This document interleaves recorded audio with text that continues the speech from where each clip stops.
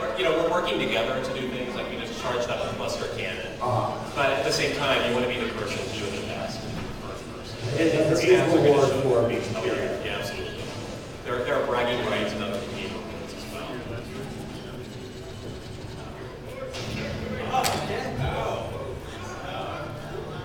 So we've demoed this a lot of times to press, so it is really competitive for that. Yeah, I think what you're also kind of demonstrated that you guys are also, these are very big levels. I think there's a tradition that we think, oh, it's a co-op game, and somehow there's corner cutting and that things are smaller.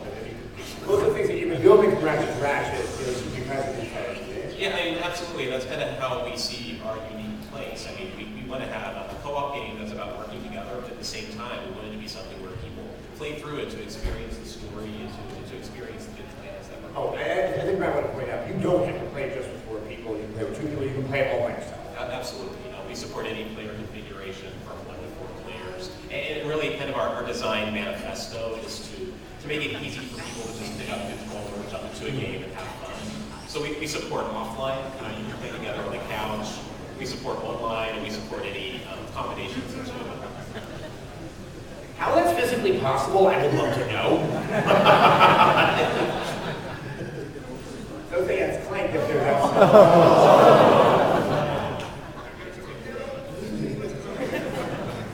Now, actually, Clank, we have played him in the Ratchet games before, but we never really seen him as kind of an offensive character, because you have all the puzzle science in the game. What does he do now? He carries weapons?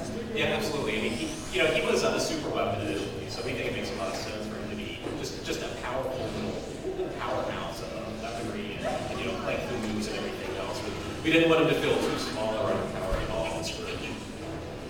And Dr. Nefarious, what's unique about him and how you control him? Sure. Well, he's an evil criminal mastermind. He has a nightmare hilarious. Everything about him tends to be about poison and pure control of dark forces. Yeah, so this thing that we're doing right here is called a border slam. We can actually turn it off.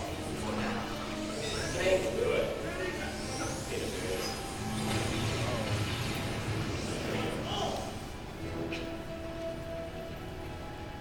It looks like there, one player's trying to throw one character into the border slam, is that what you call it? Yeah, it's the mortar slam. Mortar So, slam, yeah, one thing that we were kind of fascinated by since the very earliest brainstorming sessions was this idea of throwing another player into battle. And that evolved into, well, let's throw them into battle and then let them execute a special move if they're at the apex of their jump. So it's really trying to get down to just the core of people working together to do something that looks really great. And it looks like that the other 2 characters in that level are kind of running out, they're on the offense trying to just protect that act, throwing and throwing into You have to trust your teammate.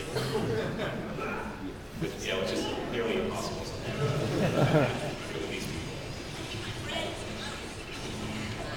Now, another thing that's obvious for anyone who's been a Ratchet game is that the camera is in a different position. It used to always be kind of behind the shoulder with Ratchet, obviously for obvious reasons that you're not doing that. Right. What does that open up in terms of how you present the game and that how the game is controlled? Yeah, this is a director's type camera, so we do control what it's looking at, but it also works really hard to keep all 4 players on screen at the same time. And this is something we've talked about for a long time. We love the ability to kind of frame the action in a specific way, and it lets us create really cinematic visuals that kind of lead right into the story without any kind of cost whatsoever. So I would assume that with the camera, you can't have the same straight mechanics that you do with your single player. Yeah, it's definitely not an over-the-shoulder shooter type. Right. And we've had to make some adjustments to that for sure. But we kind of started with that because we thought the core experience of getting everybody looking at one screen and kind of experiencing the same thing together was worth a lot of other things that we needed to do to make that work. And so how do you sort of adjust so that when so that your character can aim or target on certain objects like Right, we have a couple things. We have a little bit of assist for it, although it does a great job of detecting when it's blinking. We also give you a lock one, so you can lock it straight when you need to do that. But really, I mean, the main thing to say about it is that it's a really good system kind of working behind the scenes to make sure that we're aiming where we want to. well, of course, you gain the shoulder goes back forward. Sad. I think sadness. Yeah, we want Quark to feel like a tank.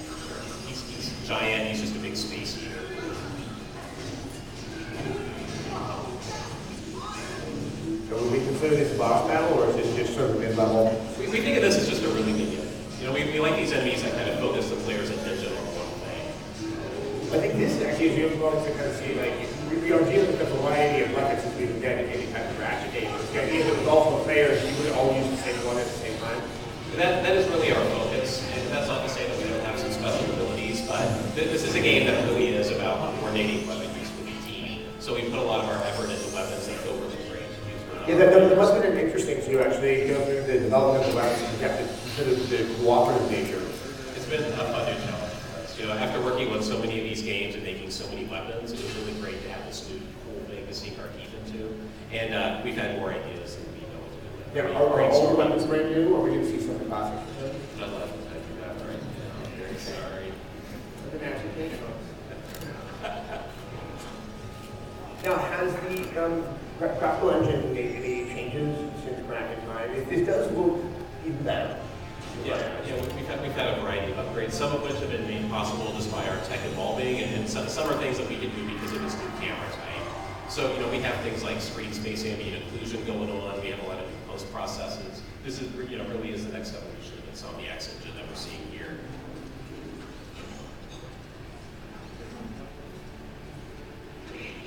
There's a lot of cooperation that seems to be required after this sequence. Yeah, we frequently die here. It's,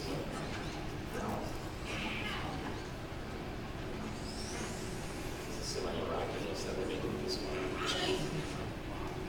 All right, round one.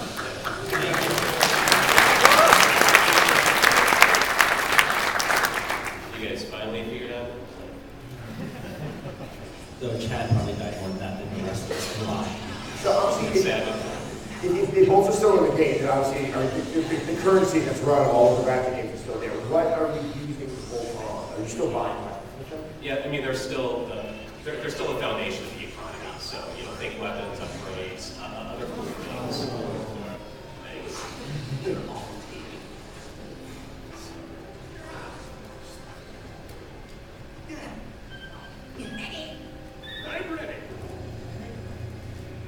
CJ, any idea how many of you just and go so that happens?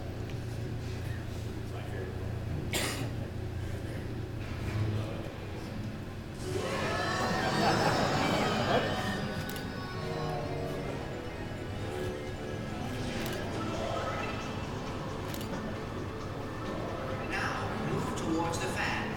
All together now! Move! All together now!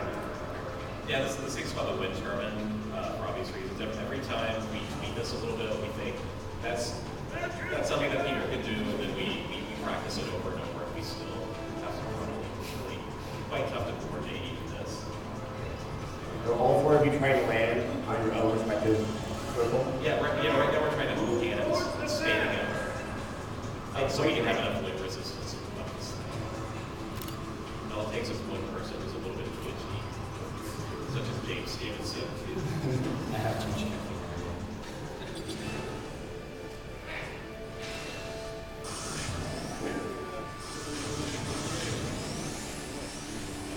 CJ, I was going to ask you, did you have any idea how much of those little just kind of one-liners you're saying during the game you have written or will be writing? And it wasn't. I would venture to say that it will be well over 200. Wow. Back in time, we had, I want to say about 10,000 lines. Not big enough that much, but definitely a lot. You said a goal for yourself, like, today I'll write 1,000 lines of dialogue. No, I don't want to go. I just sort of, work with designers to find out exactly what's going on at that level. And I just, keep writing, and we work through works and drop it in, and a couple of months. It's a pretty iterative process, but the result is pretty cool because it gives all these characters heart and personality.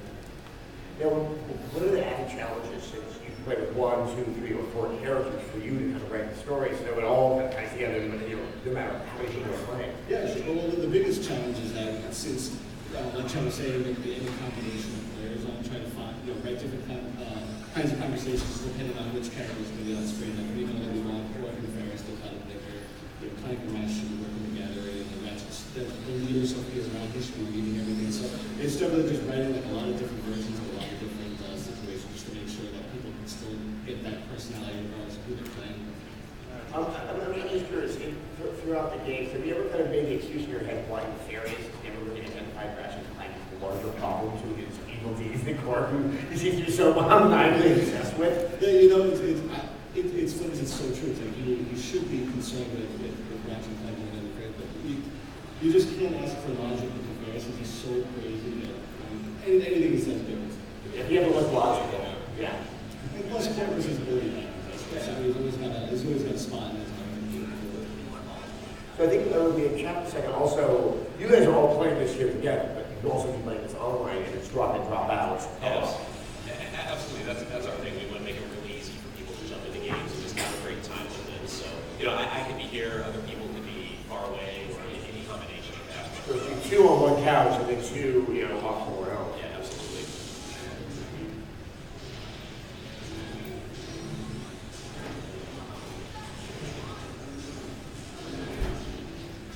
Now, in terms of weapon switching in the game, we've always been so accustomed to just hitting that triangle button, game pauses for a second, you select.